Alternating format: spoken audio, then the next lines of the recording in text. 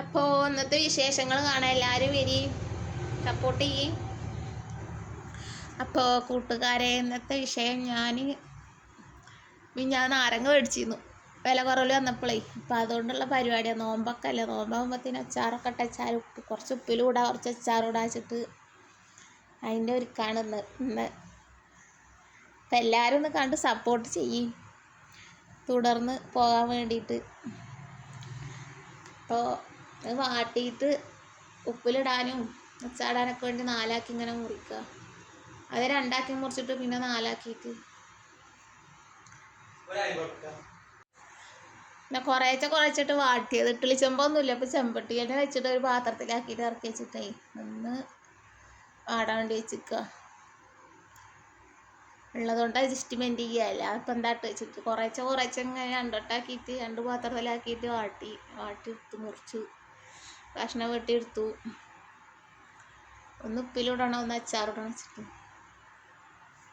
നോമ്പല്ല, നോമ്പ് കഴിഞ്ഞാലും കൂട്ടാലോ, നോമ്പിനും കൂട്ടാം. എന്നിട്ട് ഉപ്പൊക്കെ ആക്കിയിട്ട് വെക്കുകയാണ്. അച്ചാറിന് ഉപ്പും മുളകും ഇട്ട് വെക്കുക. പിന്നെ ഉപ്പിലിടാൻ ഉപ്പ് മാത്രം ഇട്ടിട്ട് ആക്കി വെച്ചാൽ പിന്നെ സുറുക്കൊക്കെ ഒഴിച്ച് അളക്കിലാക്കി വെക്കാമല്ലോ.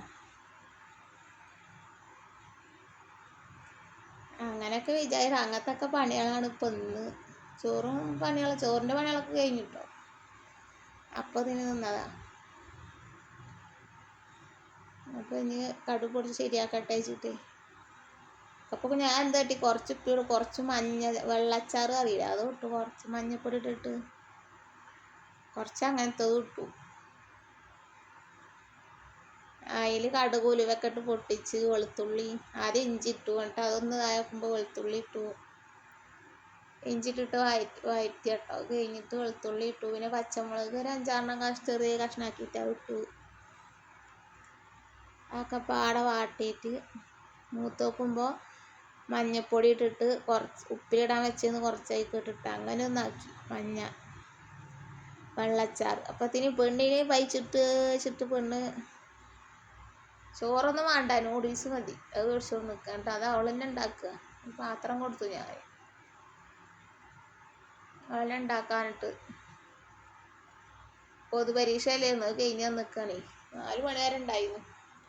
അത് കഴിഞ്ഞാൽ നോക്കുമ്പോൾ പഴിച്ചിക്കുക. അപ്പോൾ അപ്പം തന്നെ അവൾക്ക് വേണം. വെള്ളം ഒഴിച്ചു കൊടുത്തു. 10ൻ്റെ 20ൻ്റെ മേടിച്ചോണ്ട് നിൽക്കുക കേട്ടോ. അവൾക്ക് ഇതുണ്ടാക്കി തിന്നാൻ.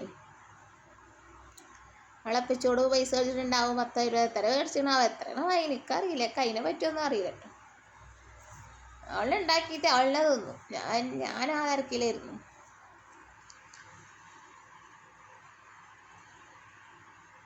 അപ്പം അളക്കുന്ന് കുറച്ച് ഇതൊക്കെ ഇട്ടിട്ട് വെള്ളത്തച്ചാർ ഉണ്ടാക്കുക, കുറച്ച് ഉപ്പിലൂടെ കുറച്ച് വെള്ളച്ചാറും ഉണ്ടാക്കുക വെച്ചിട്ട് അതിൽ തന്നെ വെച്ചു. അങ്ങനത്തെ ഒക്കെ പണികളാണ് അപ്പം ഇന്നത്തെ പണികൾ. നാരങ്ങ അച്ചാറും ഇട്ടുക്കണു. ഇതിൻ്റെ ഇടയിൽ കൂടെ ഇടാൻ ശരിയാക്കി വെച്ചിട്ടുണ്ട്. ചട്ടി വെച്ചിട്ട് അതിൽ തന്നെ ഇടാച്ചിട്ടേ. ചട്ടിയും പാത്രങ്ങളൊക്കെ കുറവാണ്, ഒന്നുമില്ല. ഒരു ചട്ടി ഒരു ഇത് അതൊക്കെ തന്നെ ഉള്ളൂ.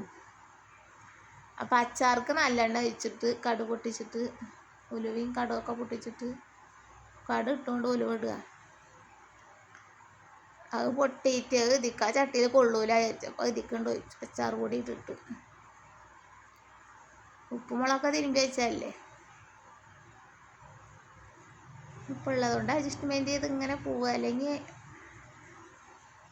ഇത് മേടിക്കോളൊക്കെ പാത്തച്ചാൽ എപ്പോഴാണ് മേടിക്കാമെന്ന് അറിയില്ല. ഞാൻ ഒരു ഇഡ്ഡലി ചെമ്പ് മേടിക്കണം എന്നൊക്കെ കുറേ പറിച്ചു തുടങ്ങിയിട്ട് മാപ്പിളിനോട്. മാപ്പിളക്ക് ഒരു 100 വട്ടം പറഞ്ഞാൽ കേൾക്കും. അങ്ങനെ പറയുന്നുണ്ട്.